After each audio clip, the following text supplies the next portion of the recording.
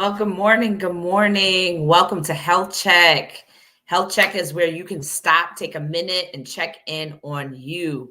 Health Check is sponsored by Kingdom Health Connections, which is a health promotional resource center for health information, health education, health promotion, so that you and the entire family can live a culture of health, wellness, and healing for you and the entire family. So it's all about motivating you, encouraging you in your health journey, your health lifestyle. I'm your host, Dr. Vanessa Bolling. All month, we've been talking about blood sugar control, whether you've got diabetes, been diagnosed with gestational diabetes in the past, or if you've never received a diagnosis. This is an opportunity where you can just tune in, stop, take a minute, and just check to make sure you're good where your blood sugar is controlled. As I mentioned, where your blood sugar is concerned, rather. As I mentioned, my name is Dr. Vanessa Bolling. I am a family nurse practitioner.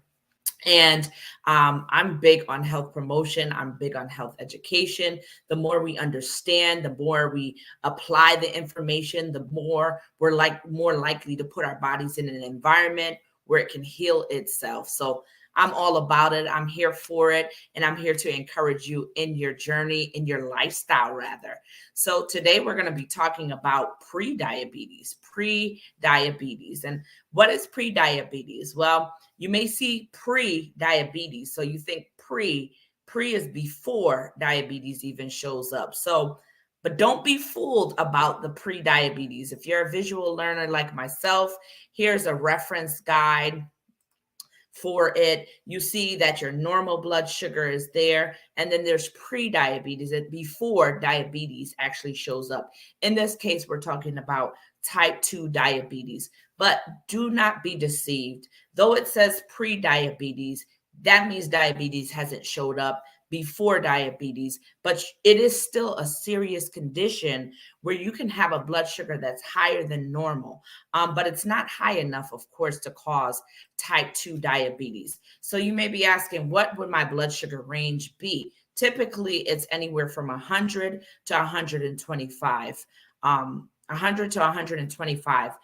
And a normal blood sugar is between 70 to less than 100. That is the preferred blood sugar to ensure that, your body's metabolizing, doing what it needs to do. It's not under any form of acute stress, or it's not under any form of chronic stress because of high blood sugar. So pre-diabetes is where your blood sugar is 100 to usually about 125. Anything higher than that, we may be looking more into type 2 diabetes. So pre-diabetes it's pretty common. And it's common in that usually 1 in 3 adults, or statistics have shown, according to the CDC, that 96 million American adults have it. 96 million American adults have pre-diabetes. And with children, I actually found the statistics too, according to the CDC, that 1 in 5 teens have it. So this is not just adults. Now we're starting to see this more in teens and young adults. 1 in 4 young adults have it. 80% of people, however, do not even know that they have pre-diabetes at all, because a lot of the time, most times, majority of the times, pre-diabetes comes with no symptoms at all. There are no clear symptoms at all for pre-diabetes. So you go not knowing it. You go not knowing that you even have pre-diabetes. And for our visual aid here, you go under the radar. You don't even know. It goes undetected for a long period of time. And with pre-diabetes, it takes about 5 years for type 2 diabetes to even show up. So you don't have any clear symptoms. Your blood sugar could be between the range of 100 to 125. No clear symptoms. So you don't know it's there unless you do some form of blood work. So you can go under the radar. You can go under the radar for a long period of time, and then you end up going to the doctor or your specialist saying, you know what, I just don't feel well. Maybe my hair is falling out. My mouth is like really dry. Like like I got cotton balls in my mouth. I'm having some numbness or tingling in my hands and my feet. What is going on? We do blood work and we find out diabetes is there. So pre-diabetes is that stage before type 2 diabetes, but type 2 diabetes can occur within 5 years of pre-diabetes. So it is something that we can do something about it. It's not something to be ignored. So how do we go about finding pre-diabetes? As I mentioned, it's blood work. Your fasting blood sugar, whether you check it on your own, you get a glucometer from Walmart, and that blood sugar range that I was mentioning of 100 to 125, that's a fasting blood sugar range. So first thing in the morning, you didn't have anything, you're not taking anything, you go ahead and you check your blood sugar. There is a proper way to check your blood sugar. So I do want to advise you where that is concerned, because if you happen to be dealing with honey and you check your blood sugar, guess what? That blood sugar is going to be much higher than what it actually is. So just key into the proper ways of checking your blood sugar. But say you did that, you got a glucometer, your blood sugar is between 100 and 125, or you go and you get a hemoglobin A1C, as we talk about throughout this month, and that's your average blood sugar in a percentage over a period of 3 months. So when we consider prediabetes, your A1C is typically between 5.7 and 6.4%. 6.5 and up, we consider that to be diabetes, whether it's type 1 or type 2 diabetes. So that pre-diabetes range, again, that's that range where you can either go towards diabetes or you could go towards having a normal blood sugar again. And there are many ways in which we can do that. And it's pretty consistent where this is concerned. So you may ask, what are some risk factors for pre-diabetes? Being 45 years of age and older, having a higher weight than what's recommended for your height. So being overweight or being obese is a risk factor. Being 45 plus years of age, having a history of polycystic ovarian syndrome, because that puts your body in an insulin resistant state. Having a history of gestational diabetes as well. Having a baby that's 9 pounds or greater can put you at risk for pre-diabetes.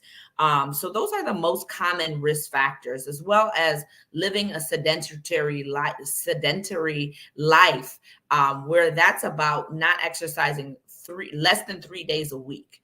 So exercising less than 3 days a week also puts you at risk for pre-diabetes. So keep these things in mind. So the big question is, can we do something about pre-diabetes? Can it be reversed? Can it go the opposite way? Absolutely. I want to encourage you, it can go the opposite way. It does not have to turn into type 2 diabetes. That's that phase with your blood sugar where you can really make it or break it. And even if you do go in the type 2 diabetes range, there's a lot that still can be done. A lot of power is actually in your hands. So I just want to encourage you where that's concerned. If you've received a blood sugar result, or you've checked your blood sugar and you've seen it's in this range, then yes, it can be reversed. And there's ways in which we can do that. And I just want to encourage you and tell you that lifestyle really heals. So what we do in our livelihood can actually heal our body. What we don't do can also make it sick too as well. So ways in which we can heal our body, we know it. Primarily eating more veggies. We could all do a lot better where that's concerned. Eating more veggies is what's appropriate for managing blood sugar, and being mindful of what type of veggies that we're eating. As we mentioned throughout the month, more starchy veggies. We'll put a lot more emphasis on how well your pancreas functions, and we don't want your pancreas to get burnt out at all. So more veggies, more than fruit actually too as well. And as we mentioned throughout this month, you got to go back and watch the replay. There are fruits that don't really spike your sugar and put a lot of load on your pancreas. So key into more of those fruits too as well. Exercising is muy importante. It's very important. We've got to keep up with our exercise as well, because that's going to help our body metabolize, break down foods, and know what to do with the sugar, instead of causing the sugar to store in our body and it turn over to fat. and then it causes high cholesterol levels. So let's keep that in mind as well.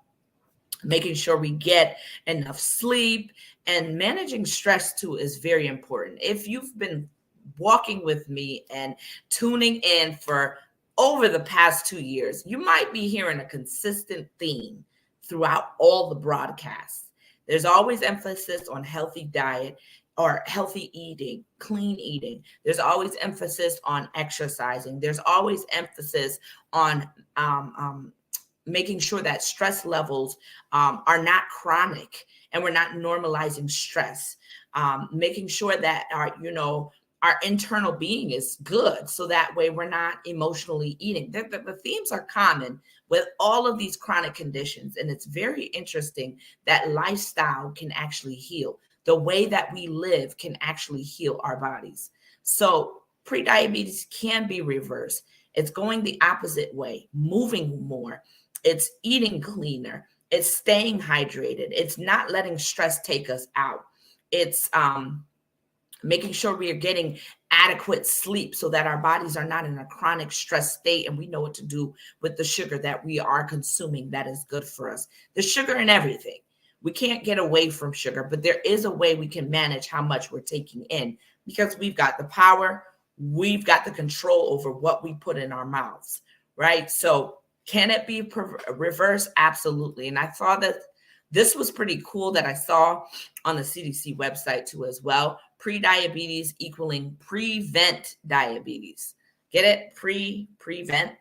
I'm sure you can see the theme there. So pre-diabetes can prevent, in that phase, you can prevent diabetes, and you can actually reverse pre-diabetes and no longer be considered a pre-diabetic or someone who has pre-diabetes. So I hope this really encouraged you and kept you in your focus lane where health, your wellness, and your healing is concerned.